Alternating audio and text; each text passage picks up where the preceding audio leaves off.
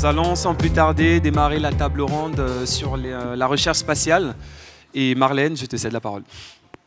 Bonjour et bienvenue à toutes et tous. Merci d'être là avec nous aujourd'hui. Et on va commencer par 2 petites minutes d'introduction sur le secteur spatial, même si effectivement vous avez déjà eu une petite séance d'échauffement avant.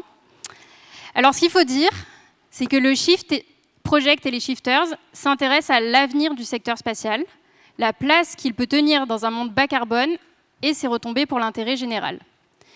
Mais pour faire ça, le secteur spatial a de multiples facettes. En effet, les technologies sont multiples. Vous avez celles de télécommunication, celles de géolocalisation, il y a l'imagerie, il y a le transport spatial.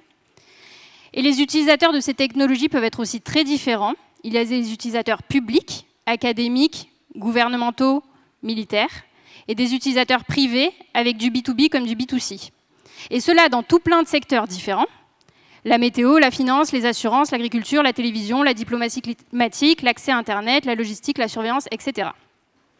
Et donc pour nous, réfléchir à l'avenir de ce secteur passe nécessairement par une approche segmentée.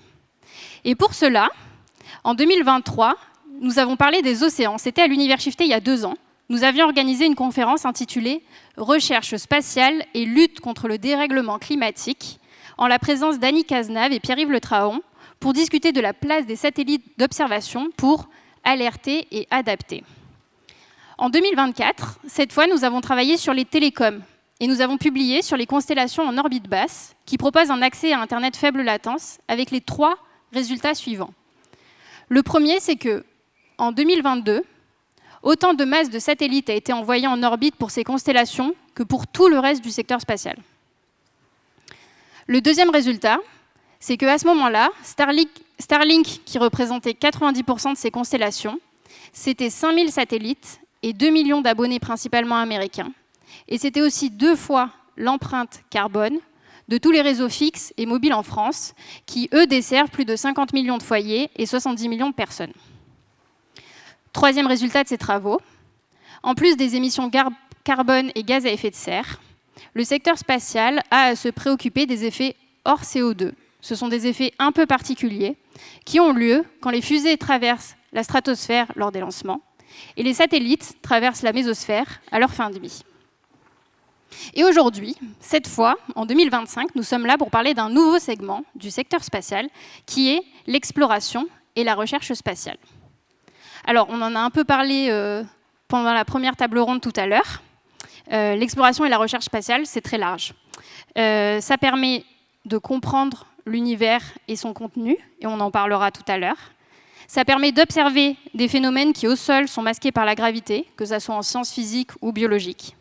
Ça permet d'observer comment le matériel et les humains supportent la vie dans l'espace. Et ça permet aussi de travailler sur des enjeux de politique internationale et de coopération, comme avec l'ISS. Alors avec nous, 4 invités pour parler de ces sujets-là. Laurence Monnoyer-Smith, qui est directrice développement durable au CNES. Thomas Pesquet, spationaute français. Alban Guyot-March, chercheur en droit de l'espace. Et Jürgen Knodlesser, chercheur en astrophysique. Alors la première question, elle est pour vous, Jürgen. Vous êtes chercheur en astronomie gamma, mais vous travaillez aussi activement pour que la recherche spatiale devienne soutenable. En gros, la question, c'est quoi votre métier et pourquoi vous vous investissez sur ce sujet ? Oui, déjà, merci pour la question et déjà aussi bonjour à toute l'audience. Je trouve que c'est génial qu'il y ait autant de monde ici qui s'intéresse à ces questions-là. Donc, moi, effectivement, je suis astrophysicien et c'est un métier qui est en fait assez diversifié. Ça peut aller du théoricien qui travaille avec un crayon et une feuille blanche jusqu'à quelqu'un qui fait de l'instrumentation pour les observations de l'univers. Et donc, moi, je suis plutôt du côté de l'instrumentation et notamment de l'instrumentation dans le domaine spatial. Parce qu'en fait, il y a des choses qui ne sont pas visibles à partir de la surface de la Terre, et donc il faut aller dans l'espace pour l'observer, en particulier, par exemple, les rayons gamma. Et juste pour vous donner un exemple, moi je travaille à Toulouse, nous on a à 200 mètres le CST du CNES, le Centre spatial et technique, et donc on travaille beaucoup avec les ingénieurs du CNES, et dans les années 2000, par exemple, je travaillais sur un projet qui s'appelait Intégral, c'était un grand satellite de l'Agence spatiale européenne. avec les ingénieurs du CNES. Et justement, c'était un satellite d'observation en astronomie gamma qui nous permet en fait d'étudier, par exemple, l'antimatière et la radioactivité dans l'espace. Alors, en fait, comme chercheur, bien sûr, on n'est pas découplé du monde réel, comme on a déjà entendu dans la première table ronde. On se soucie, bien sûr, de ce qui se passe dans le monde qui nous entoure. Et en fait, on a tous constaté, je pense qu'on a tous commencé pareil, à regarder tous nos déplacements en avion, etc. Et on a constaté qu'il y a un truc qui ne va pas. Et donc, on commence à s'intéresser à ces questions, effectivement, quel est en fait l'impact de notre activité sur la dégradation de l'environnement. On parle bien sûr du réchauffement climatique, mais pas que. Hein. C'est aussi l'effondrement de la biodiversité, les pollutions, etc. Et il se fait, moi je travaille pour le CNES, et au CNES, on a un comité d'éthique. Et ce comité éthique a fait un rapport assez intéressant et assez clair, en fait, et qui a dit, en fait, c'est la responsabilité aux chercheurs aussi, en fait, de réfléchir sur l'impact environnemental de leurs activités. C'est une question éthique, et en fait, et ça ne va pas seulement sur la question de comment peut-on réduire notre impact, ça peut aller jusqu'à la question si on a un projet, que ce soit spatial ou autre, est-ce qu'il faut le faire si on sait que son impact environnemental est néfaste? Donc vraiment, c'est une question éthique et une question importante, et il y a de plus en plus de chercheurs qui prennent cette question à cœur. Donc, il se fait qu'en astrophysique, en fait, on est assez avancé sur ces questions-là. On a beaucoup travaillé, et je ne sais pas trop pourquoi en astrophysique, mais peut-être parce que justement, on s'intéresse à la place de l'humain dans l'univers, et donc, on voudrait bien qu'il reste un petit peu encore, et qu'il ne va pas disparaître comme ça. Et donc, finalement, on a regardé un petit peu d'où vient notre impact environnemental. Et on s'est rendu compte que c'est beaucoup à cause de nos moyens d'observation. Et là-dedans, on a bien sûr des observatoires au sol, mais aussi des moyens dans l'espace, des satellites, des sondes qui vont sur les planètes éventuellement. Et on s'est rendu compte que c'est surtout la partie spatiale qui impacte lourdement notre bilan.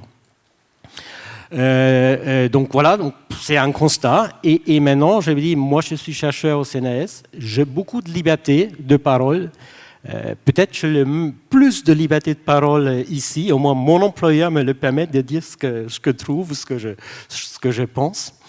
Et je pense que les chercheurs, nous on a un devoir de vérité, pas seulement si on trouve des choses qui vont bien, de dire voilà, c'est super, mais aussi si on trouve des choses qui vont moins bien, de le dire clairement.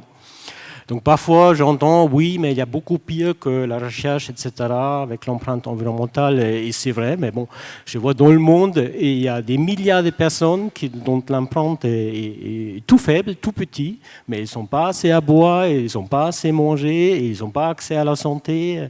Donc voilà, je pense personnellement que tout le monde doit balayer devant sa porte.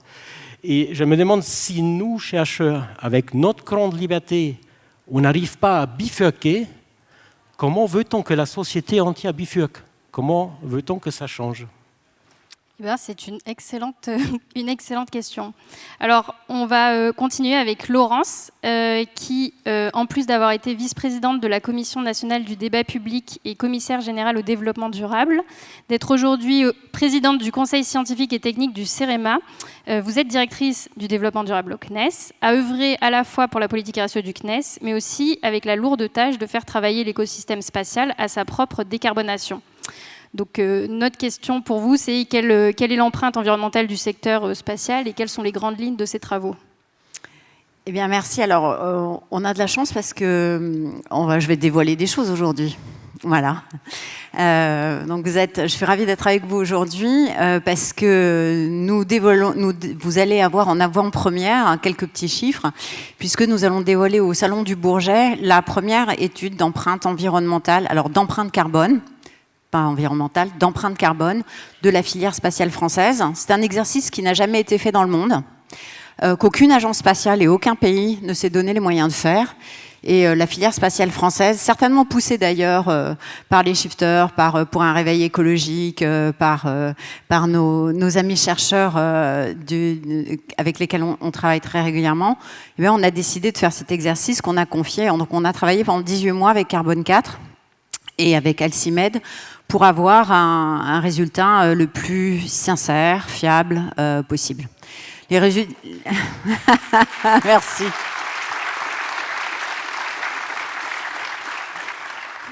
Et c'est vrai, c'est pas anecdotique. Pourquoi? Parce que ça suppose d'avoir autour de la table des industriels qui dévoilent leurs propres données, qui se font confiance et qui partagent, par exemple, des ACV qu'ils ont pu réaliser, et ceci dans une atmosphère de coopération pour pouvoir arriver à ce résultat.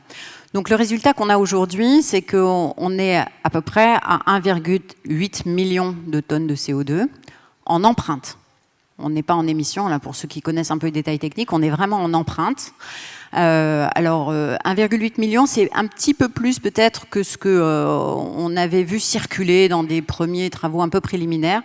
Ce chiffre-là, vous voyez, il est bon, évidemment sans aucune mesure avec l'aéronautique ou d'autres industries. Néanmoins, il est quand même pas négligeable. Alors l'empreinte, vous le savez, l'empreinte de la France en empreinte, c'est à peu près 640 millions. Donc, si on met les deux chiffres en perspective, c'est quand même pas complètement négligeable, d'autant que nous avons une prévision de croissance qui a été expliquée tout à l'heure, assez important dans les années qui viennent, du fait de l'augmentation des constellations. Alors, pas forcément un peu pour la France dans le cadre des constellations européennes, mais sans aucune commune mesure avec ce qui peut se faire ailleurs dans le monde. Ce chiffre-là, il se répartit à peu près en trois grandes masses. C'est-à-dire que le tiers des émissions, il est dû au lanceur, au lancement, cette phase-là. Le tiers des émissions, à peu près, est dû à ce qu'on appelle le segment bord, donc les satellites, intégration des satellites. Et il y a un petit tiers qui se partage entre le segment sol et le segment utilisateur. Segment sol, c'est-à-dire tous les traitements des données, les antennes, etc. Et segment utilisateur, c'est-à-dire les boîtiers qui réceptionnent les données qui sont transmises. Donc ça, c'est un chiffre assez important. C'était important pour nous parce qu'à partir de là, on peut commencer à réfléchir sur comment est-ce qu'on peut agir pour diminuer cette empreinte. Il y a un autre truc que je voudrais dire par rapport à ce que tu viens de dire, Jürgen. 80% des émissions liées aux satellites, c'est les télécommunications. Même plus de 80%, 81%. Le reste, on est sur l'exploration, on est sur 7%, l'observation de la Terre à peu près 10%, et on a 2% à peu près militaires. Ce qui veut dire quand même, moi je tiens quand même à faire passer ce message, que c'est extrêmement important que la recherche se mobilise, chacun doit faire sa part, évidemment. Et dans les leviers de décarbonation, j'en parlerai tout à l'heure, il y a des choses qui sont tout à fait partageables. Néanmoins, on ne voudrait pas que les chercheurs soient les premiers à balayer pendant que les autres ne balayent pas.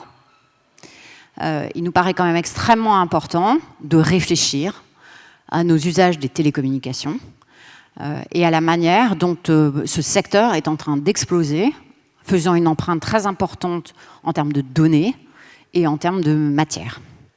Donc, nous, on considère que les satellites d'observation de la Terre et les satellites de recherche, ils vont étudier les ondes gravitationnelles, les lunes glacées de Jupiter, ce que tu mentionnais tout à l'heure.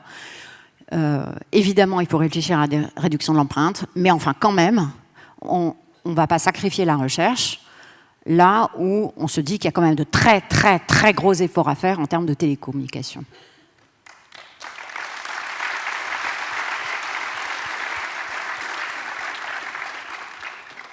Merci beaucoup.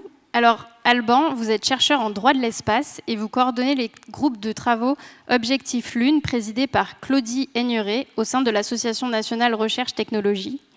Avec l'un de ces groupes, vous êtes l'auteur d'une note sur l'empreinte environnementale des activités spatiales et lunaires, ainsi que d'une tribune sur l'exploration dans un monde à plus 4 degrés. Fort de ces travaux, pourquoi est-il selon vous crucial d'intégrer les enjeux environnementaux dès la conception des programmes d'exploration ? Et est-ce que les conséquences du dérèglement climatique peuvent-elles limiter ces programmes ? Merci Marlène et bonjour à tous. Je pense que la distinction que tu as fait Marlène en introduction entre les activités spatiales orbitales qui sont en fait l'immense majorité, on l'a compris, des activités spatiales, mais aussi leur empreinte environnementale. Je reprends la statistique avancée par Laurence, 80%, 7%, 80% d'empreinte environnementale pour les télécommunications, qui sont l'activité spatiale orbitale dominante, et 7% pour les activités d'exploration. Et cette distinction entre l'exploration et les activités orbitales, elle est cruciale pour qu'on comprenne le débat commun qu'on a ce matin sur l'empreinte environnementale du spatial, mais pas de tout le spatial en réalité, mais d'une question bien précise, qui est celle de l'exploration spatiale. Comme l'a dit Thomas Pesquet pendant la première table ronde, c'est-à-dire toutes ces activités qui démarrent à 400 km d'altitude avec l'ISS, qui se poursuivent sur la Lune puis Mars et ailleurs dans le système solaire, voire au-delà du système solaire. Et la question de l'empreinte environnementale et de la légitimité environnementale, j'ajoute ce deuxième volet de ces deux activités, n'est pas exactement le même. Pour la question des activités spatiales orbitales, le satellite, le GPS, la météo, les télécommunications, on a un questionnement actuel sur les usages à l'heure de la démultiplication de ces objets spatiaux. Juste pour le rappeler quand même, la majorité plutôt, parce qu'on est à l'ordre de plus de 50%, proche des 60%, des satellites actifs actuellement en orbite sont ceux de la constellation Starlink d'Elon Musk lancée au cours des dernières années. C'est-à-dire que sur les 9000 et des poussières satellites actifs, la moitié appartient à une seule entreprise pour un service de télécommunication privé sur abonnement. Certes, qui rend des services publics, qui rend parfois des services aux États plutôt, mais néanmoins, je tenais quand même à rappeler cette statistique. Si on arrive maintenant à la question de l'exploration, là, ça devient encore plus intéressant parce qu'on a un autre paradoxe saisissant, c'est que ces activités qui sont finalement minoritaires, celles d'exploration, sont en fait majoritaires dans la présence médiatique. Et en fait, on a un paradoxe de visibilité, c'est-à-dire que vous, moi, sommes habités, connaissons des images d'Épinal du spatial qui sont celles des premiers pas d'un humain sur la Lune, celles de Thomas Pesquet jouant du saxophone dans l'ISS, en tout cas celles d'activités spatiales d'exploration, et pas les activités spatiales quotidiennes qui se déroulent en orbite. Et ce paradoxe de visibilité est crucial, et je vais prendre un exemple pour arriver à la question environnementale, c'est 2023. Prenez juste la couverture médiatique de l'été 2023. Vous avez quelques missions lunaires emblématiques, dont la mission lunaire Chandrayaan-3 de l'Inde, et quelques missions de mémoire Peregrine, et une mission Luna 26 menée par la Russie. Dans le même temps, à la une des médias, vous aviez ces missions lunaires et vous aviez les méga-feux, les sécheresses, les catastrophes environnementales de l'été 2023. Et moi, à l'époque, je me souviens, je m'étais retrouvé justement dans les médias pour parler justement de Luna 26 ou de Chandrayaan 3, et il y avait ce défi de communication. Comment expliquer, dans un contexte médiatique angoissant, on ne va pas se le cacher, on partage tous cette angoisse ici, angoissant sur le plan climatique, comment communiquer sur ces grands programmes d'exploration scientifique et leur légitimité. Et on a travaillé à la NRT sur une note qui est parue en janvier dernier, donc il y a un peu plus d'un an, sur justement la légitimité sociale et environnementale et l'empreinte environnementale des activités d'exploration. Sur le plan du calcul de l'empreinte, c'est un chantier assez récent, plutôt en cours, et qui est mené notamment par le CNES, comme Laurence l'a évoqué. Sur la question de la légitimité sociale, moi je distingue deux questions. La légitimité environnementale, la légitimité sociale de ces programmes d'exploration. Sur le plan social, va se poser une question cruciale. Comment financer ces activités minoritaires, certes, mais majoritaires, qui coûtent en tout cas un budget assez important. Les programmes d'exploration sont extrêmement coûteux. Artemis, c'est 2 milliards le lancement. C'est-à-dire un an de budget spatial français par lancement, avec le SLS, on verra avec le Starship. Mais en tout cas, ces programmes d'exploration vont devoir être financés, se projeter sur le long terme dans un monde qui se réchauffe avec des investissements étatiques requis sur d'autres champs, la réparation des catastrophes climatiques, l'inassurabilité des logements, etc. Donc comment est-ce que la puissance publique peut financer des programmes d'exploration dans un monde qui se réchauffe avec un budget tendu? Et puis évidemment la question de la légitimité sociale. Comment rêver d'espace, comment explorer l'espace dans un monde à plus 4 degrés? Ça, c'est une question que les agences spatiales et l'ensemble des parties prenantes du spatial doivent se poser. Comment entendre votre critique de la légitimité sociale de ces programmes d'exploration, comment en retour les acteurs spatiaux peuvent les adapter ou en tout cas les dimensionner de façon adéquate à un monde qui se réchauffe. Et puis il y a évidemment la question de l'empreinte environnementale de ces grands programmes d'exploration. Certes, empreinte environnementale au sol, mais aussi empreinte environnementale locale. Chaque mission lunaire ne ramène pas l'intégralité de ses déchets jusqu'à présent. Chaque mission lunaire, chaque atterrissage a laissé quelques déchets, quelques débris spatiaux sur la Lune. La Lune n'est déjà plus un environnement dénué de toute pollution. Il y a déjà une pollution humaine en activité spatiale sur la Lune. Et clairement, il y a la question donc de tous ces paramètres, terre, espace, pour comprendre ces grands projets d'exploration, avec un questionnement parallèle, et j'insiste sur ce point-là, pour l'activité spatiale majoritaire qui reste l'activité spatiale orbitale. Merci beaucoup.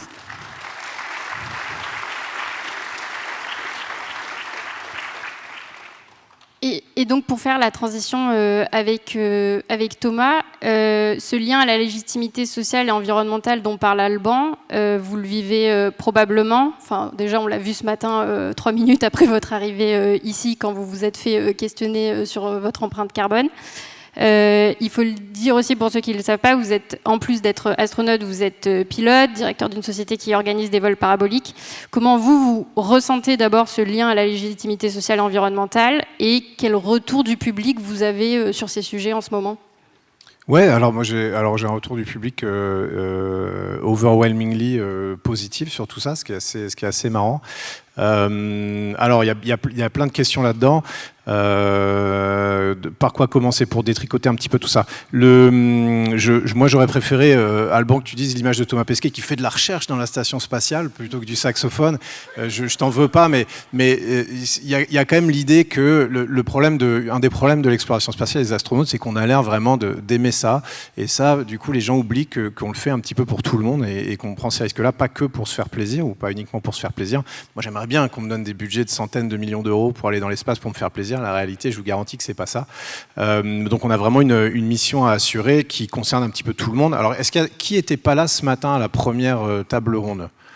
Ouais, bon, tant pis pour vous, parce que j'ai déjà expliqué plein de trucs ce matin, je plaisante, mais je vais essayer de pas tout redire. Il y aura le replay. Pardon ? Il y aura un replay. Il y aura un replay. Donc, ce que j'ai dit ce matin, très rapidement, c'est que la priorité des agences, c'est la planète, que l'énorme majorité, un tiers du budget de l'Agence spatiale européenne, c'est la protection de la Terre, l'observation de la Terre, que nous, on est 8% de ce budget-là, et que, comme le disait très justement Alban, on est la partie visible, la tête de gondole, mais on n'est vraiment pas l'essentiel de ces activités-là. Néanmoins, pour revenir sur le bilan carbone, pareil là-dessus, j'aurais dû en parler à Jean-Marc, mais j'ai pas eu le temps. Quand on dit mon bilan carbone, moi ça me fait un petit peu réfléchir, parce que est-ce que c'est mon bilan carbone à moi, ou est-ce que c'est pas aussi un petit peu le vôtre ? En fait, est-ce que c'est moi qui vais dans l'espace pour me faire plaisir et que du coup, il faut que je compte ça individuellement, les émissions de carbone pour moi ?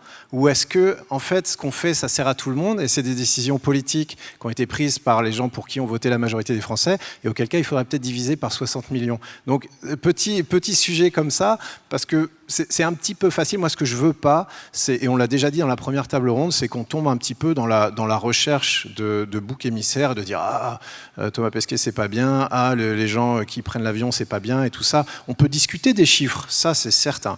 Mais en fait, le problème de désigner des boucs émissaires, c'est un bien grand mot. Hein, ça va, je me sens pas agressé, mais le problème de ça, c'est que ça permet surtout aux gens de se dédouaner un petit peu eux-mêmes, de dire parce que c'est quand même c'est notre problème à nous tous, hein, et on s'en sortira que tous ensemble. Évidemment, les politiques doivent prendre les décisions, évidemment, les grandes entreprises, évidemment, tout ça. Mais quand même, c'est notre mode de vie à nous tous qui va changer. Et d'essayer d'être le gentil de l'histoire en disant que quelqu'un d'autre est le méchant, là, j'extrapole complètement, c'est pas ce qui se passe, on est d'accord, mais de faire ça va pas marcher, ça va aider personne. Et donc, il faut à un moment se dire, notre mode de vie à nous tous, il a été permis par, je réponds pas du tout à la question, mais apparemment c'est une tradition que j'ai déjà fait ça ce matin, il a été permis par le carbone et par l'énergie, et aujourd'hui on en est tous quand même assez contents de ce mode de vie.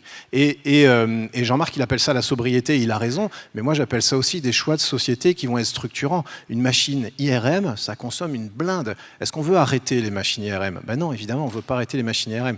Exemple bête, l'accélérateur du CERN, ça aussi c'est un puits d'énergie absolument monumental. Est-ce qu'on veut arrêter la recherche fondamentale ? Je ne sais pas, c'est pas moi qui vais répondre, mais moi je sais que je suis dans cette équation-là aussi.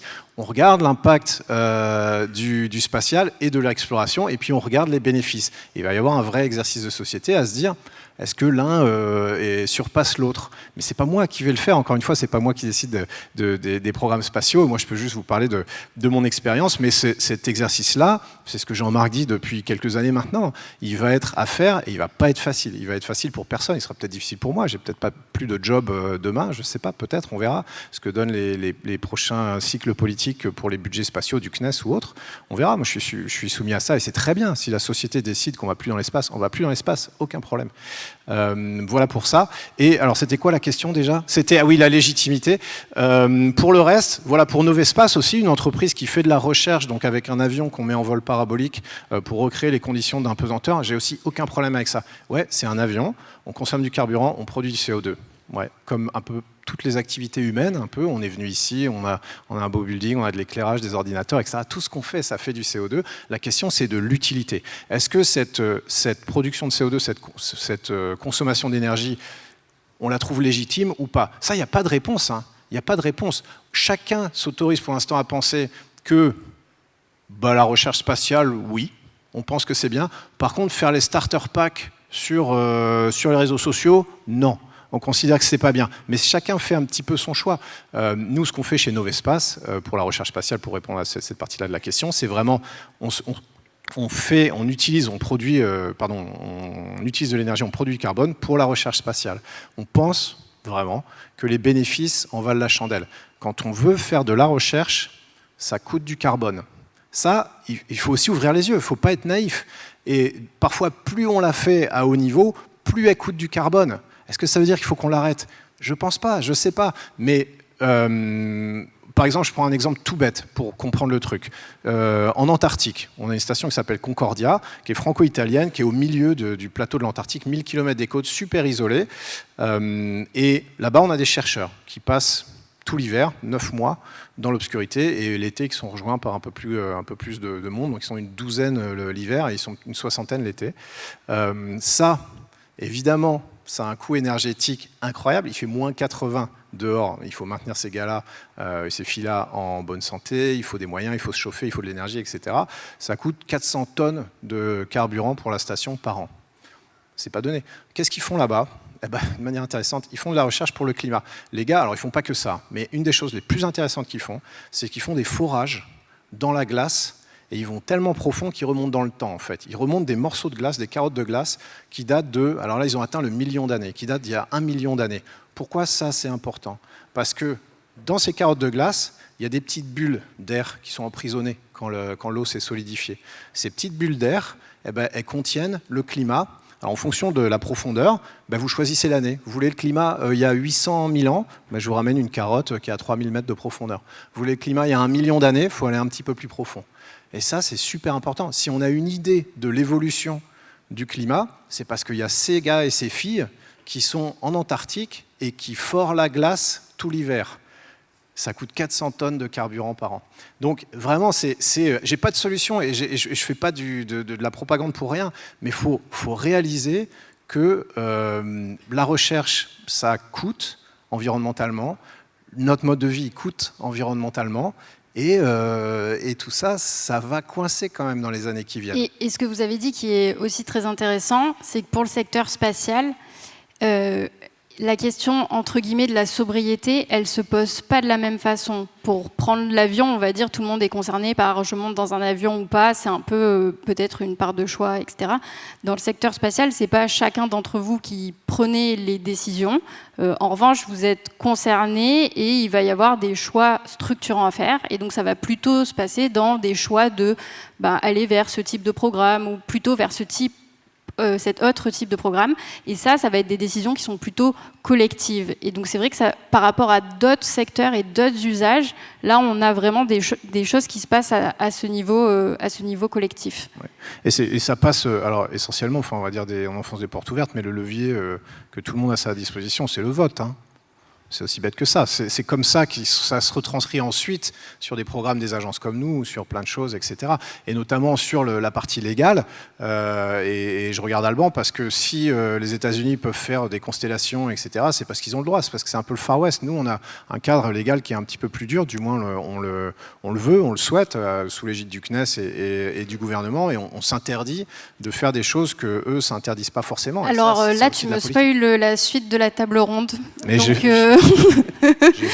donc on va relancer un peu un tour pour cette fois parler des solutions. Donc avec Laurence, on va parler un peu des solutions pour l'ensemble du secteur spatial. On parlera de solutions diplomatie et droit. Et puis après, on reparlera un petit peu des solutions en termes de choix structurant. Et donc, Laurence, je te donne la parole. Parmi les grands leviers de décarbonation sur l'ensemble du secteur spatial, qu'est-ce que vous voyez et qu'est-ce qui semble applicable à l'exploration et la recherche spatiale? Alors, c'est vrai, et Thomas a bien raison, c'est que là, on est sur une industrie, sur une filière industrielle, un peu comme les transports. C'est vraiment, il y a besoin de grands choix et de grandes orientations publiques.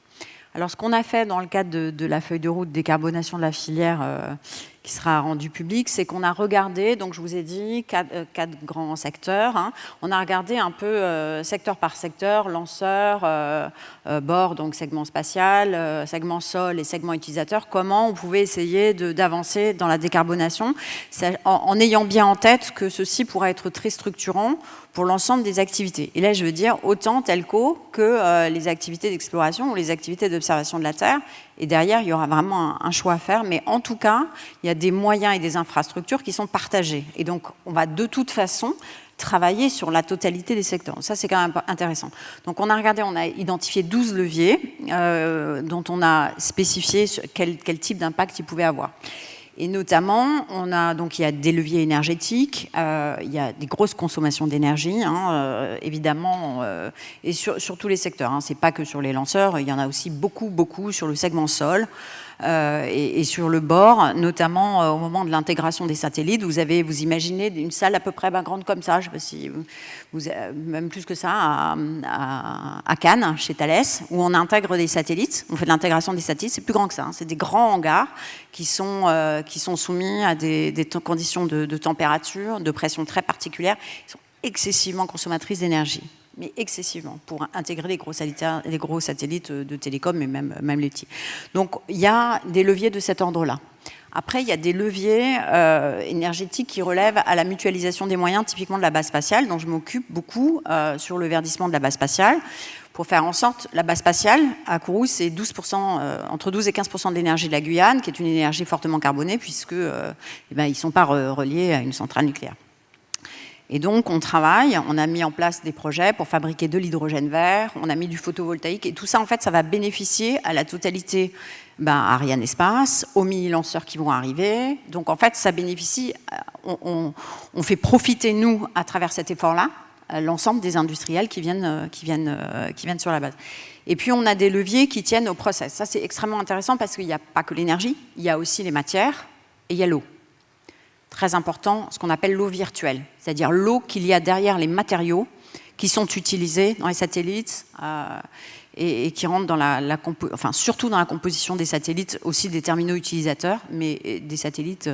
Et là, on est sur des métaux, des terres rares, lourdes et légères, du titane. Et là, on a aussi des enjeux géopolitiques pour la filière qui sont très importants à avoir en tête, et de l'eau, très important pour des petites quantités de germanium ou de cobalt qu'on va avoir, ou de titane qu'on va avoir. Il faut imaginer les milliers de litres d'eau qu'il y a derrière ces toutes petites quantités. Donc, on a des leviers d'éco-conception, d'analyse de cycle de vie. Et là, tous les ingénieurs de la salle, s'il vous plaît, venez dans le secteur spatial faire de l'analyse de cycle de vie et de l'éco-conception. On a besoin de revoir tous les process. On a besoin de tout repenser. Tout. Et on est vraiment, c'est passionnant, on est dans une phase absolument passionnante dans l'industrie spatiale où on a besoin de ces jeunes ingénieurs parce qu'il faut repenser pour utiliser des nouveaux matériaux, repenser notre organisation pour pouvoir faire en sorte de justement moins utiliser d'eau typiquement. Et on est dans une phase de bouillonnement aujourd'hui sur ces sujets-là. Donc il y a des leviers de cet ordre-là. Tout ceci devrait nous mettre sur une trajectoire à horizon 2040 de réduction de notre empreinte à peu près de 49%. En 2050, par rapport à 2023, année T0, en 2050, il faut qu'on soit à moins 78%. On n'est pas arrivé, donc les ingénieurs qui sont dans la salle, faites de la pub autour de vous, venez dans l'industrie spatiale travailler avec nous. Pourquoi moins 70%? 78%, alors on a tracé cette ambition par rapport à la stratégie nationale bas carbone de la contribution de l'industrie, donc on s'est aligné sur les demandes adressées à la filière industrielle, à l'industrie spécifiquement, donc on s'est adossé là-dessus. Voilà, alors après, cette trajectoire, elle évoluera peut-être en fonction de ce que donne la stratégie nationale bas carbone, hein, qui est donc notre trajectoire de référence et qui est celle qui s'inscrit dans les engagements français et européens des moins 50% et puis zéro émission nette à horizon 2050. Donc c'est un effort colossal qu'il y a à faire dans l'industrie, vraiment. Et donc... Merci beaucoup. Et de ton côté,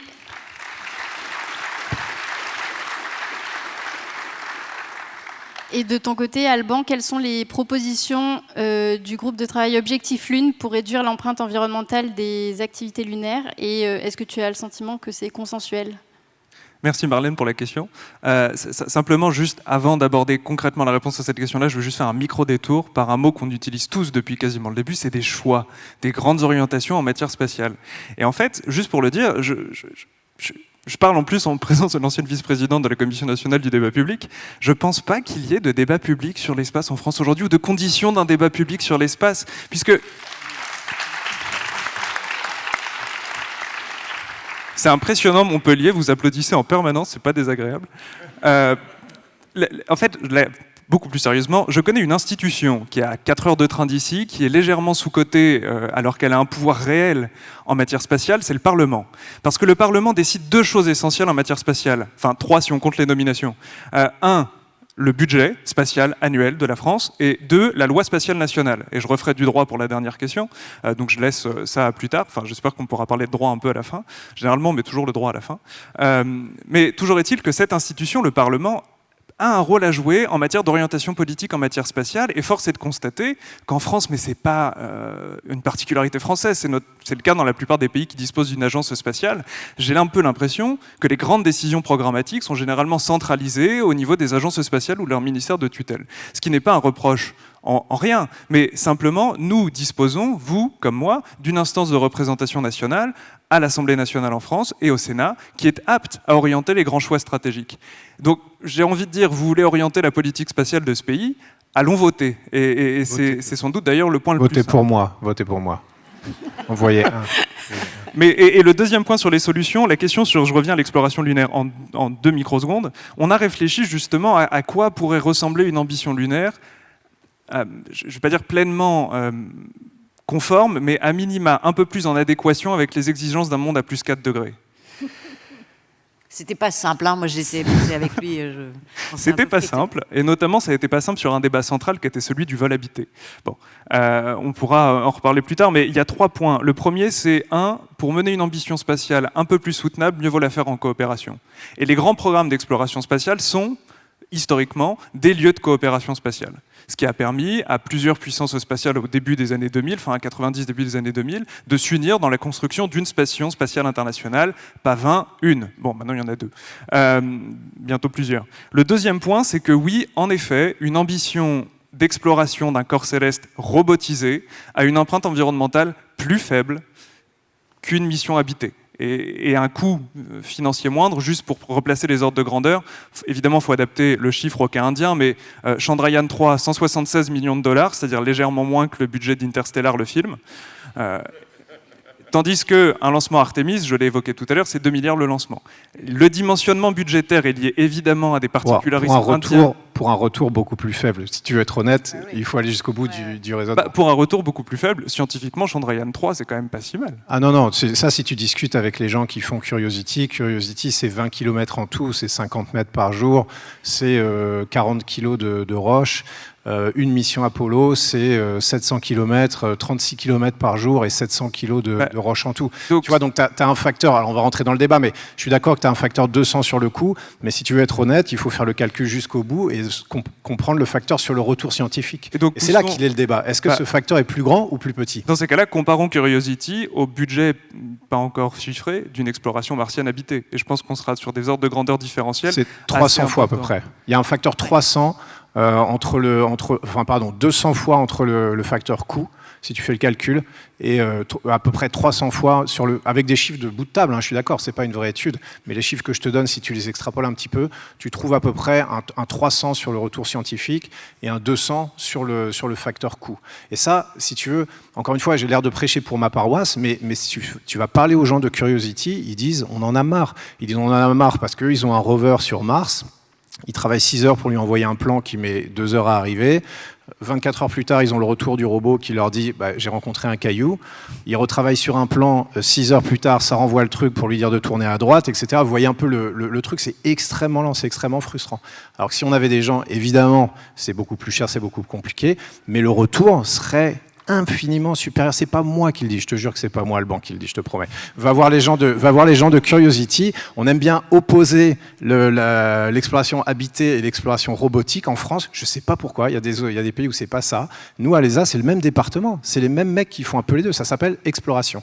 Et les gars du robotique travaillent main dans la main avec les gars de l'exploration habitée. Et nous, on est très contents que ce qu'on peut pas faire, ce soit des rovers, et que les gars des rovers seraient très contents que si nous, on pouvait faire ce qu'eux savent pas faire. C'est aussi bête que ça. Et ce qui fait que la solution n'est pas nécessairement d'opposer exploration humaine et robotique, simplement ne pas envoyer prioritairement et seul des astronautes, plutôt privilégier la solution coopération et être autonome sur le plan robotique. C'était la solution préconisée par le rapport de la NRT, à savoir faisons éventuellement du vol habité en coopération, éventuellement, et prioritairement consacrons des budgets en Europe à l'exploration robotique qui est quand même moins coûteuse environnementalement et budgétairement, certes pour des retours scientifiques différents, mais néanmoins... Budgétairement, ouais, tu sais, alors en coopération, alors ça part en sucette parce que maintenant on n'écoute plus du tout les questions, mais ce qu'on fait quand même en coopération, enfin comme tu l'as dit, ce qu'on est arrivé à faire dans l'ISS avec les Américains et les Russes qui en ont payé la majorité, hein. Je redis les chiffres de ce matin, c'est 2 € par citoyen européen et par an pour l'exploration totale robotique européenne, c'est rien du tout. On peut faire tous les ordres de grandeur que vous voulez, hein. Nous, alors on a dit 600 millions d'euros pour toute l'Europe, le PSG 800 millions d'euros, on l'a déjà dit. Le CERN, c'est entre 1 et 3 milliards d'euros par an. Dépolluer les calanques de Cassis, c'est 200 millions. Un terrain en centre-ville de Poissy, je lis la presse économique, chaque fois qu'il y a un chiffre, je le retiens. C'est 20 millions. Alors, une barre de HLM, 500 millions. L'entretien du RERD, 700 millions. Attendez les gars, tu vois, je suis d'accord que c'est cher, mais la manière dont on le fait en Europe, en fait, c'est pas cher. Mais vraiment, c'est vrai, c'est pas cher. Ça coûte pas beaucoup à l'échelle européenne. 1 kilomètre d'autoroute, c'est 7 millions. C'est vraiment ces budgets-là qu'il faut se mettre en tête. Les budgets, l'amiral n'est plus là. Les budgets de l'armée, c'est 35 à 45 milliards. En France, pour un pays européen, 35 à 45 milliards. Nous, on n'a même pas 1 milliard pour toute l'Europe. Donc, ouais, ok, c'est cher, mais c'est pas les missions Apollo. Et je suis d'accord avec toi, si on veut refaire des missions Apollo, ça coûte une blinde et c'est peut-être pas une bonne idée. Mais la manière dont on le fait, la manière dont on prévoit de le faire, tu dis qu'un lancement Artemis, c'est 2 milliards, c'est vrai, mais c'est pas 2 milliards pour l'Europe, c'est 2 milliards en tout. Et c'est les Américains qui vont payer 60% de ça. Ou c'est plus pour les Européens depuis 3 semaines, d'ailleurs. Oui, mais ça, on verra depuis hier, tout a changé, ça c'est sûr que vous avez suivi, non, je sais pas, il s'est passé des trucs. Mais moi, je trouve qu'on a peut-être une carte à jouer pour être un petit peu ambitieux aussi là-dedans. Parce que ce qui se joue, c'est un peu l'indépendance de l'Europe. Alors on ne parle plus trop d'environnement, peut-être, je sais, je m'égare un peu. Mais ce qui se joue aussi, c'est comment on va s'unir, qu'est-ce qu'on va arriver à faire, c'est quoi notre grand projet, comment on va faire en sorte que les pays se disloquent pas un petit peu comme c'est en train de se passer. Moi, je trouve que des trucs qui nous dépassent, qui par là nous unissent, je suis désolé, je deviens un petit peu lyrique, mais il n'y en a pas tant que ça, et que le spatial et l'exploration habitée notamment, je suis désolé, on n'arrive pas à s'enthousiasmer pour un rover. J'aimerais bien, moi le premier, on n'y arrive pas. Et je te jure, je le vois, tu as vu tout à l'heure, c'est pas de ma faute, c'est comme ça, je te jure, faut pas m'en vouloir. Mais peut-être cette aventure du vol habité européen qu'on est en train de... à côté de laquelle on est en train de passer parce que les Américains nous laissent tomber, parce que les Chinois, on ne peut pas travailler avec eux, parce que les Russes sont plus là. Si on avait une petite volonté européenne, quand même de faire un truc, ce serait peut-être quand même pas si mal que ça. Moi, je me dis, mais bon.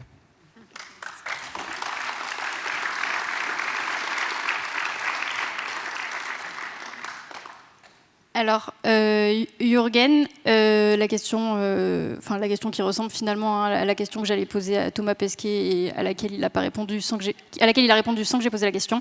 Quelle place voyez-vous pour la recherche spatiale à l'avenir ? Oui, derrière cette question, c'est aussi un peu, est-ce qu'il faut renoncer à faire de la recherche spatiale ? Personnellement, je pense la réponse est non.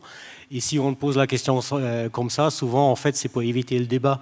C'est un peu le discours de l'inaction, on dit on va renoncer, voilà, dans ces cas-là, se régler et tout ça. Non, il faut se confronter au problème et je pense que c'est important de prendre un peu de l'auteur. Par exemple, pour l'astrophysique, on avait regardé comment, dans le temps, nos émissions ont évolué. Et en fait, c'est très intéressant parce qu'on a découvert qu'on avait un pic d'émissions en 1967 et c'était lié à la course à la Lune. Et ensuite, après ce pic-là, les émissions ont diminué. Donc le pic était à 12 millions de tonnes de CO2 équivalent par an. en 67. Et après, on est retombé à peu près 1 million de tonnes de CO2 équivalent à la fin des années 1970. Et c'est très intéressant parce qu'en fait, ça monte, on a diminué d'un facteur 12 les émissions. Ben, c'est une formidable décroissance. Ben oui, c'est une formidable décroissance. Et comment on a fait? Parce que les gens, ils ont toujours peur de la décroissance. En fait, comment on a fait? Ben, on a simplement arrêté d'aller sur la Lune. Est-ce que la Terre s'est arrêtée à tourner? Non. Est-ce que l'humanité est plus malheureuse depuis? Ben peut-être, mais peut-être pas quand même à cause du fait qu'on a arrêté d'aller sur la Lune. Alors, ce qui est très intéressant, en fait, de regarder, parce que là, on a entendu une métrique intéressante, c'est le nombre des cailloux ramassés. Je crois que la Lune, c'est 700 kilos, je ne sais plus, Thomas, oui. 723. Bon, je pense que ça n'a pas révolutionné notre vision du monde. Bon, ce n'était pas les scientifiques qui étaient demandeurs d'aller sur la Lune, on le sait très bien. C'était des raisons géopolitiques. Mais bien évidemment, une fois que quelque chose est lancé, de nouvelles missions vont apparaître, des finances sont disponibles, mais les scientifiques vont y aller parce qu'ils sont opportunistes. Tout le monde a envie, en fait, d'avoir une petite manip, quelque chose. Donc, on a construit des instruments pour aller sur la Lune. On a ensuite analysé les échantillons, mais ce n'étaient pas les scientifiques qui étaient moteurs dans cette dynamique-là. Alors, c'est très intéressant de voir ce qui se passe depuis 10 ans. Parce que là, en fait, c'était assez plat, en fait, les émissions de l'astrophysique pendant très longtemps, mais depuis 10 ans, elles remontent. Et quand on creuse, pourquoi elles remontent? Mais elles remontent à cause de la nouvelle course à la Lune. C'est encore une fois les missions lunaires qui poussent. Donc, est-ce que c'est les scientifiques qui les poussent? Je regardais un petit peu, parce qu'on fait des exercices de prospective où on réfléchit sur les grandes questions scientifiques. Ben, 10 ans avant, quand on fait ça, mais personne ne parlait de la Lune, personne ne voulait aller sur la Lune. Il n'y a pas de question scientifique vraiment fondamentale où on cherche une solution sur la Lune. On sait très bien, la nouvelle course vers la Lune, c'est quoi? Mais c'est la Chine qui y va, c'est l'Inde, on a déjà parlé de l'Inde qui y va, mais ils n'y vont pas pour la recherche, ils vont pour des raisons aussi de démonstration de la puissance technologique. Quand le président indien Modi, il a parlé du succès de l'alunissage indien sur la Lune, est-ce qu'il a parlé de la science? Mais non, il a parlé que de la puissance de l'Inde et du fait que les missions indiennes sont beaucoup moins chères que les autres missions, mais pour une raison tout bête, parce qu'ils payent les ingénieurs indiens au lance-pierre. En fait, ils sont très mal payés, c'est pour ça que ces missions sont pas très chères. Alors, juste pour terminer quand même. C'est un problème de timing. Et donc voilà, il n'y a pas de vraie question scientifique d'aller sur la Lune. Donc je pense en fait, nous, chercheurs en astrophysique, il faudrait renoncer à dire qu'on veut aller sur la Lune. Les gens, ils n'ont pas envie d'y aller pour des raisons scientifiques. Et donc il ne faudrait pas, quelque part, se porter caution de cette nouvelle dynamique qui est purement géopolitique. Alors, on a un problème de timing. Excuse-moi. On va faire un petit droit de réponse parce qu'on n'arrête pas de parler des missions Apollo, mais on n'est pas dans les années 60. Donc, ce qu'on va dire, encore une fois, avec un petit peu d'honnêteté intellectuelle, c'est qu'on ne vit plus dans le monde des années 60. Je suis d'accord avec toi, ça a commencé très politiquement, mais il faut aussi être un petit peu réaliste. On ne démarre pas des choses ambitieuses en allant voir les gens et en leur parlant de science, de recherche spatiale et de trucs comme ça. Si tu peux aller voir des présidents en parlant d'astronomie et d'astrophysique et mobiliser des budgets énormes, tant mieux, mais je ne crois pas que ce soit le cas. L'exploration spatiale, ça a commencé comme ça pour des raisons politiques. Okay, et ça, c'était bénéficiel pour tout le monde à la fin, parce que grâce à ce démarrage politique, on a pu commencer à faire ça. On n'aurait jamais investi dans les lanceurs, on n'aurait jamais investi dans les satellites, on n'aurait jamais investi dans tout ça s'il n'y avait pas eu ce besoin politique qui était derrière. Donc, ok, on peut dire que c'est pas terrible, mais si on n'avait pas eu ça, je pense pas que le spatial et l'astrophysique en seraient où elles sont aujourd'hui. Premièrement, ça, il faut le reconnaître. Ensuite, ce qu'on a fait, c'est que plutôt que parler du passé, on est passé à un autre moteur. Ce moteur, il est très bien pour commencer rapidement, pour commencer une pente forte. Par contre, il s'essouffle sur le long terme. Une fois qu'on est allé sur la Lune et que les gens ont gagné la course, il n'y a plus tellement d'intérêt, ça je suis d'accord. Mais par contre, ce qu'on a fait après, c'est qu'on l'a remplacé par un autre qui est largement meilleur sur le long terme, parce que lui, il ne s'essouffle pas, mais qui a une pente très faible. Et ce modèle-là, c'est la coopération scientifique. Et ce qu'on fait dans l'ISS, c'est quand même de la coopération scientifique. Moi, j'ai fait des expériences scientifiques tous les jours. Je ne suis pas scientifique, mais quand même. Et ça n'aurait pas pu avoir lieu, ça n'aurait pas été permis. Et je pense qu'il y a plein de boulot dans le spatial qui n'aurait pas existé aujourd'hui si on n'avait pas eu la course à la Lune et tout ça. Donc ça, ce serait pas mal de le reconnaître. Et je voulais dire un autre truc, mais là, tu ne vas pas me laisser. Si on s'arrête sur la coopération scientifique, ça me va. Et du coup, je vais laisser... donc, juste pour conclure, parce qu'on a un problème de timing, je posais une dernière question à Laurence et à Alban. Non, je vais quand même redire un truc. 1 minute chacun. C'est que moi, je trouve, quand j'entends des gens, alors c'est rien de personnel, mais des gens qui sont du domaine du spatial, parce que moi, quand je vais dans l'espace, je ne parle pas que des vols habités, je parle de tout. Je parle de la recherche, de la science et du spatial en général. Moi, si on peut donner plus de budget en astrophysique, je suis très content quand je vais dans l'espace. Et par contre, quand j'entends des gens qui sont du milieu du spatial, mais qui disent qu'il faudrait arrêter les vols habités, ça ne sert à rien, je me dis, les gars, si on arrête les vols habités, vous perdez un peu votre meilleur ambassadeur, excuse-moi de manquer de modestie, mais c'est quand même un peu le cas. Il n'y aura plus cette partie visible, il n'y aura plus cet effet où les gens disent le spatial en général c'est bien et où les budgets augmentent, parce que les budgets augmentent pas que pour les vols habités, quand je vais dans l'espace, excuse-moi, et donc on perd ce meilleur ambassadeur, et je pense que se dire que l'argent qu'on va enlever des vols habités, on va le mettre dans d'autres parties du spatial, c'est une grande naïveté. L'argent qu'on va enlever des vols habités, on va aussi réduire les budgets de l'astrophysique à ce moment-là. Il ne va pas y avoir un transfert mathématique d'argent. Donc on a l'impression que les gens qui disent on devrait arrêter les vols habités, ils disent et on devrait augmenter nos activités à nous, ça ne se passera pas. C'est pas ça qui va se passer. On va perdre la partie visible et tout le monde va y perdre au final. Enfin, toutes les activités spatiales vont y perdre. Alors, donc avant de passer à la phase de questions-réponses, donc une dernière question pour Laurence, un petit peu. Là, on vient d'en avoir un peu un exemple de l'histoire, des histoires spatiales. Les missions spatiales ont, mine de rien, donc une longue histoire, vivent de plusieurs narratifs. Dans ces narratifs, il y en a plusieurs qui sont des narratifs d'affranchissement de limites planétaires. Il y en a au moins 3. La planète B que l'on pourrait occuper. Le long-termisme, dont le corollaire est qu'il n'est pas grave de s'occuper des sujets sur Terre, notamment des dégâts du changement climatique, et le fait que la croissance dans l'espace peut être un relais à la croissance terrestre avec les variantes de minage de corps célestes. Et du coup, ma question pour vous, c'est de quoi pourrait plutôt s'inspirer un programme spatial pour accompagner la société à évoluer durablement ? Alors, ta question, elle m'a vraiment fait rire parce que quand je me suis dit, mais en fait, il y a quand même une grande partie de la filière qui n'a même pas ces narratifs en tête, ils sont juste dans le déni.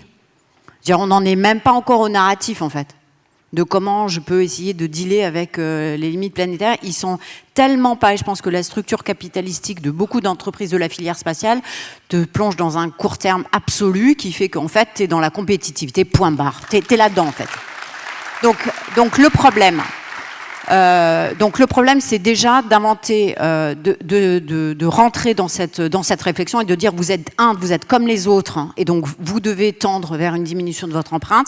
Et comment on fait ? Par rapport à ça, il me semble que dans ce que vient de dire Thomas et que je vais élargir un tout petit peu, qui consiste à dire effectivement qu'il faut qu'on réfléchisse à ce nouveau narratif qui soit pas techniciste, un tantinet viriliste. On va quand même remettre l'église au milieu du village. Filière spatiale, 20% de femmes. 20% de femmes dans la filière spatiale. C'est totalement anormal. Hein. Donc, les filles, girl power quand même. Hein. Donc, les nouveaux narratifs qui peuvent... Chez les astronautes, 50%. Hein, oui, exactement. Très, très bon. Tout à fait. Mais dans les entreprises, non. Mais c'est vrai, tu as tout à fait raison. Sur les narratifs apportés et tel que un peu le portait l'explicité Thomas, c'est de dire aujourd'hui la filière spatiale c'est un narratif de protection. On est dans un monde tellement complexe, tellement difficile et tellement anxiogène que effectivement, à travers ces activités scientifiques et à travers ces activités d'observation de la Terre, le secteur spatial est un facteur de protection et de care. Et je fais exprès d'utiliser ce mot parce que je souhaite qu'on rentre dans des approches qui ne soient pas uniquement de viser le dépassement de soi, la curiosité, la conquête. Non, c'est pas ça. Le narratif de demain, c'est pas celui-là. C'est la protection de la Terre, la protection des univers et la connaissance. Voilà, c'est ça. Il n'y a pas, à mon avis, ça c'est extrêmement, ça nous permettrait d'être extrêmement porteurs. Et c'est ce qui fait quand on a ces images, Thomas connaît ça comme tous les astronautes, ces images de la Terre, cet overview effect de cette vision de la fragilité de la Terre et de ce que le spatial peut apporter à la protection du vivant. C'est d'ailleurs un des éléments de la raison d'être du CNES que nous venons d'adopter, parce que le CNES vient juste d'adopter sa raison d'être. C'est une première pour un organisme public, virgule. En tout cas, à mon avis, c'est ce qui nous permet aussi de penser, de remettre un peu l'église au milieu du village. Les activités aujourd'hui spatiales qui posent problème, c'est pas la recherche, c'est pas l'exploration. Je vous ai dit, c'est 17% des émissions. C'est pas ça. C'est l'exportation dans les industries qui se projettent dans l'exportation de la prédation sur les autres espaces, typiquement lunaires ou d'astéroïdes. Ça, pour moi, c'est du délire. Ça, c'est du délire. Or, on a déjà, justement, on a des budgets contraints, on a des bilans, on a des budgets carbone et empreintes contraints. Si on les mettait dans l'exploration et dans la recherche, croyez-moi, et un peu moins dans les télécoms, déjà, je pense que c'est un message politique et citoyen qu'on pourrait porter qui serait fort. D'ailleurs, la stratégie nationale spatiale va sortir fin juin. C'est une des premières fois qu'on sort ça. Eh ben, pour un réveil écologique, le chiffre, les gars, commentez quoi. Dites ce que vous en pensez. L'Institut Montaigne vient de sortir une étude sur la stratégie, de réflexion sur la stratégie spatiale. Eh ben, lisez-le et dites ce que vous en pensez. Mobilisez-vous et puis on pourrait peut-être faire un débat public.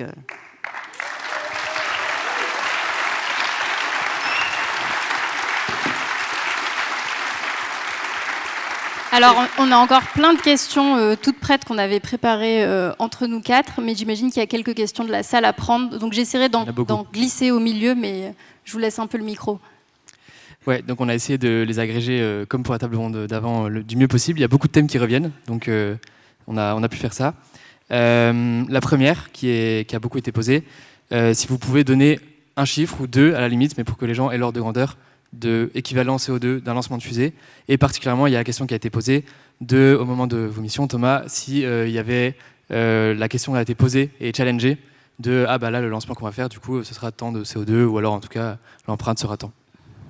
Ouais, alors moi j'ai pas les chiffres, j'ai pas lu le rapport de Laurence, mais je suis super intéressé évidemment parce que c'est un beau travail. Ce que j'ai en tête en ordre de grandeur, un lancement de fusée, là je parle juste de lancement, donc évidemment il faudrait prendre en cycle de vie si on était honnête, comme le font d'autres filières, mais tout le monde ne sait pas le faire parce que c'est un calcul très très difficile qui inclut ce que deviennent les matériaux après, comment on les a produits, comment on a produit les matériaux, la clim dans les bureaux des gens qui font les designs, etc. Donc c'est pas si facile que ça, mais en gros en émission, un lancement, si je dis pas de bêtises, c'est à peu près un aller, alors ça dépend, hein, si c'est hydrogène, oxygène, si c'est kérosène, etc. Mais en gros, je vous fais une coupe mal taillée, c'est un aller Paris-New York, à peu près, un lancement. Non. Ouais, en fait, mais on va se mettre tous d'accord là-dessus. Cette question n'a pas de sens. Ah. C'est parce que j'ai dit un truc qui est pas bon, ils sont sympas. En fait, elle n'a pas de sens. Et comme on est dans un public qui est quand même un peu averti, il n'y a aucune commune mesure. Enfin, je veux dire, on est dans l'ordre de l'incommensurable entre envoyer un satellite de 200 kilos avec Ariane 6, envoyer avec Falcon 9... je ne sais pas, 50 satellites ou 30 nanosats ou 50 nanosats, c'est incommensurable.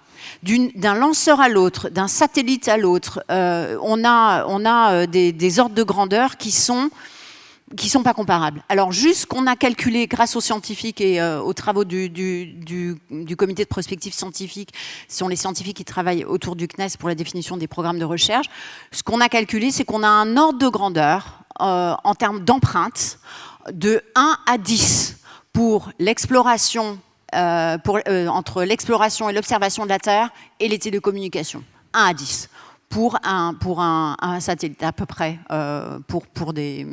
C'est à peu près ça que tu nous as communiqué. Je voulais juste répondre parce qu'effectivement, il y a des publications, il y a des chercheurs quand même qui font des études là-dessus. Donc, il y a notamment sur les vols habités, il y a une publication et ils trouvent en fait c'est 3 tonnes de CO2 équivalent par heure de vol habité. C'est une moyenne. Hein. En émission ou en cycle de vie?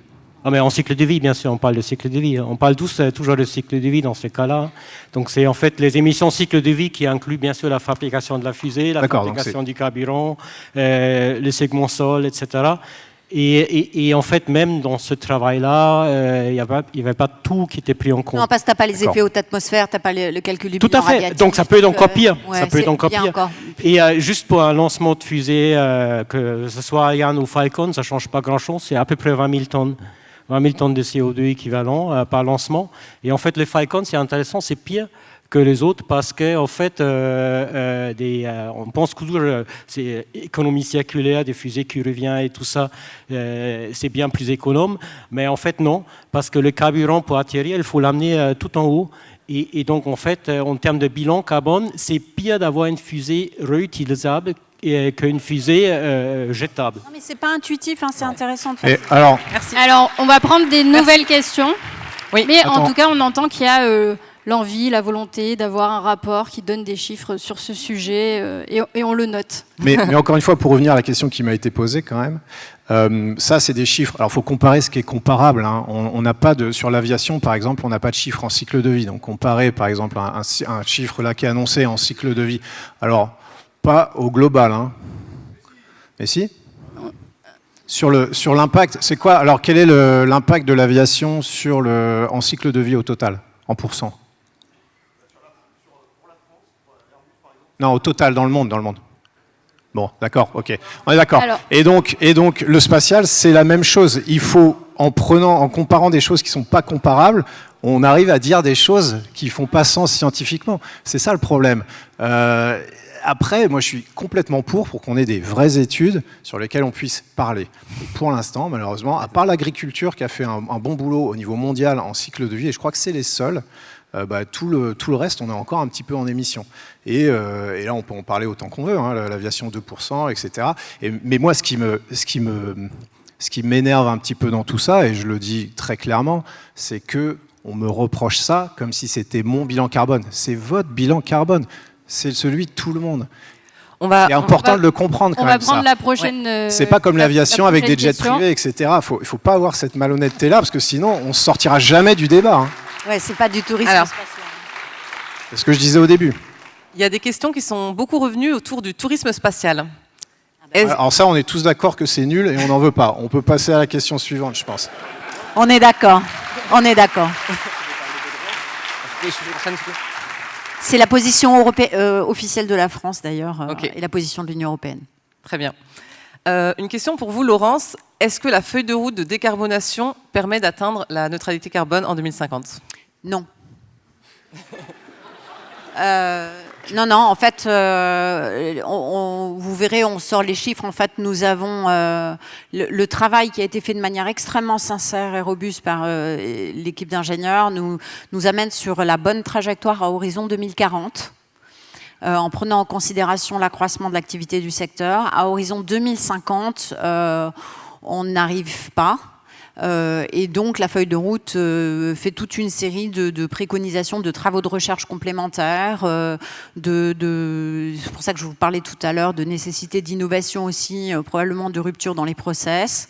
Et probablement, il y aura effectivement, puisque en fait, à horizon 2050, on arrive à un bilan négatif à peu près à hauteur de la croissance du secteur envisagée entre aujourd'hui et 2050. On le fait un peu au doigt mouillé, mais enfin, si on a une projection d'augmentation de l'activité de la filière de 2% par an, on arrive à un delta qui est pas très loin de l'accroissement de l'activité. Ce qui veut dire effectivement qu'il va être nécessaire non seulement de trouver de nouveaux leviers, on a un petit peu le temps pour le faire, mais aussi très certainement de faire des choix sur des choses à abandonner ou des choses à réorienter sur l'accroissement. Et là encore, je vous dis, attention, l'accroissement du secteur, il est largement dû au déploiement des constellations dans les orbites basses, sur des télécoms.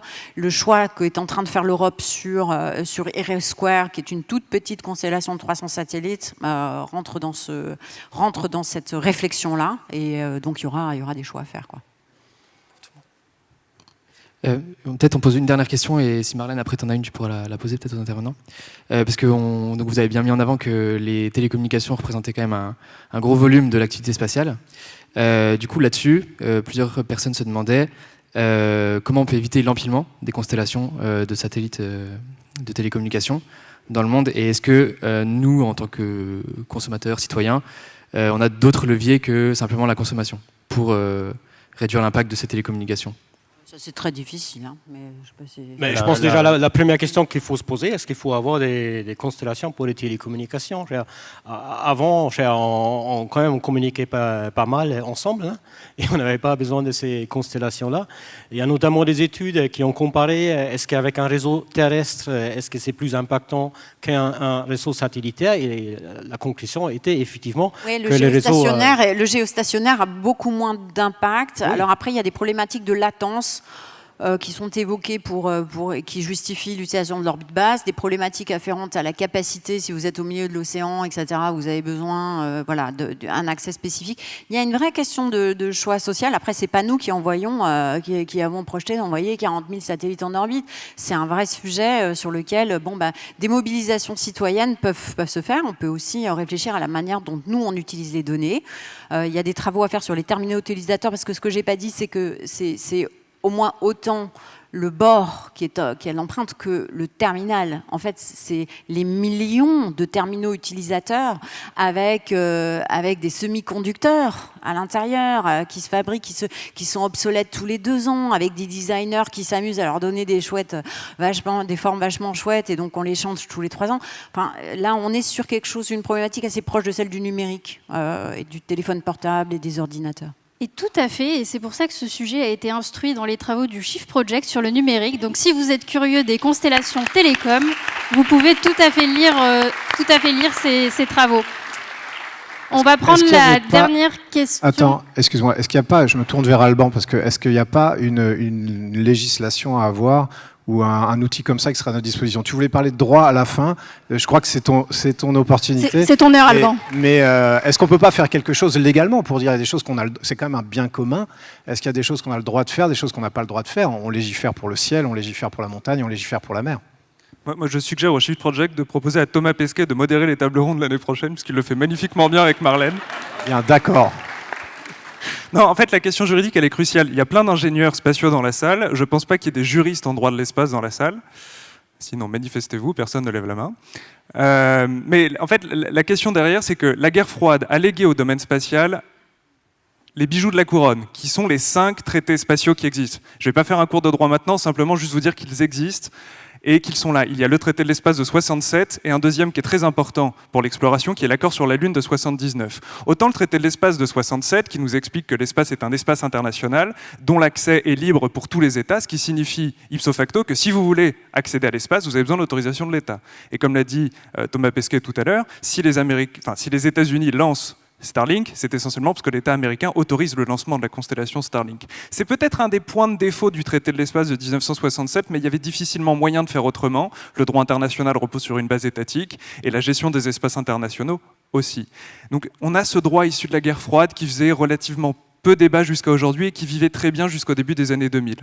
Ce qui apparaît désormais, et ça c'est la nouveauté, c'est renforcé par les ambitions lunaires contemporaines, ce sont des innovations juridiques avec 2 volets. Un, les accords Artemis, que vous avez peut-être entendu parler dans les débats sur l'espace, accords Artemis qui sont la vision états-unienne du droit de l'exploration spatiale proposée à la signature à d'autres États et qui sont en réalité relativement décorrélés du programme Artemis, je les mets de côté. Mais on a bien, en gros, par ces accords Artemis, ce que ça démontre, c'est qu'on a une manifestation unilatérale de droit international, même si les valeurs juridiques des accords Artemis, on peut en douter, qui a un rayonnement international et diplomatique. Tout ça pour vous rappeler que quand on fait le droit d'un espace international, on le fait ensemble et à l'échelle multilatérale, sinon ça ne peut pas avoir de sens, ou en tout cas ça entraîne des logiques de prédation. Et le deuxième point, on a l'apparition, et ça va vous intéresser sans doute, l'apparition d'un droit de l'extraction des ressources spatiales qui apparaît notamment à l'échelle nationale, avec 4 juridictions dans le monde qui reconnaissent des droits de propriété sur les ressources spatiales. Avec une logique extractiviste extrêmement classique. On a une ressource naturelle sur laquelle on met un droit de propriété afin de mieux l'exploiter puis en revendre le sous-produit.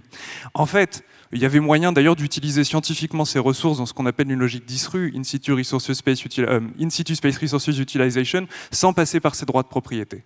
Et ça, vraiment, je tiens à insister sur ce point. Il faut être très vigilant sur les évolutions actuelles du droit de l'espace, puisque ces bijoux de la couronne qu'on a hérités de la guerre froide sont en train d'être remis en cause aujourd'hui. Et nous, citoyens, avons une responsabilité au titre que nous élisons nos législateurs nationaux qui font le droit spatial national. Et simplement, je voulais juste terminer par 2 tout petits trucs. Depuis le début, on se pose la question sur pourquoi allons-nous dans l'espace. Je pense que formulée comme telle, la question est extrêmement dangereuse. Certes, évidemment, tous les acteurs du spatial quotidien, Laurence l'a très bien dit, ne sont pas fascinés par les questions philosophiques de pourquoi est-ce qu'on va dans l'espace. Ils font leurs projets techniques, ils les lancent, ils les mettent en œuvre. Mais le débat public, lui, est bien saturé par cette question-là, puisqu'on a actuellement un leader du spatial mondial qui dispose d'un monopole sur l'accès au vol habité, notamment aux États-Unis, qui est Elon Musk, qui lui-même est empreint de ces considérations philosophiques, la communication sur la planète B, sur la colonisation spatiale. Et c'est là où on arrive à un enjeu crucial. Si l'Europe veut porter une autre vision de l'espace, celle qui est évoquée depuis tout à l'heure, celle de l'espace utile, même si on peut critiquer la notion d'espace utile pour les applications orbitales, et celle d'une exploration des corps célestes scientifiques et non destructrices, sur l'échelle des ambitions lunaires, eh bien l'Europe a besoin d'être autonome. Si vous voulez porter votre idéologie, votre projection continentale au-delà du ciel, il vous faut un lanceur. Pensez que quand on a lancé certains satellites européens cruciaux à bord de SpaceX, bon, certes, on vous dira qu'il y a une neutralité de la technique, plus personne n'y croit, la neutralité de la technique, et surtout pas ici, mais néanmoins, vous risquez d'épouser les valeurs de l'autre. Et dans l'échelle, dans le climat géopolitique actuel, et ça a été très bien évoqué ce matin par notre amiral, dont je suis absolument désolé d'avoir perdu le nom, mais dans ce climat géopolitique, dans cette fragmentation géopolitique, l'autonomie stratégique en matière spatiale, c'est une autonomie idéologique. Absolument, c'est une... Merci beaucoup. Merci beaucoup à tous pour vos questions. Merci Alban pour cette conclusion. Et donc maintenant, on va tous redescendre tranquillement sur la planète A et je vais vous laisser profiter de l'univers shifté dont le thème c'est Agir ici et maintenant. Merci beaucoup. Merci à vous. Merci. Merci beaucoup.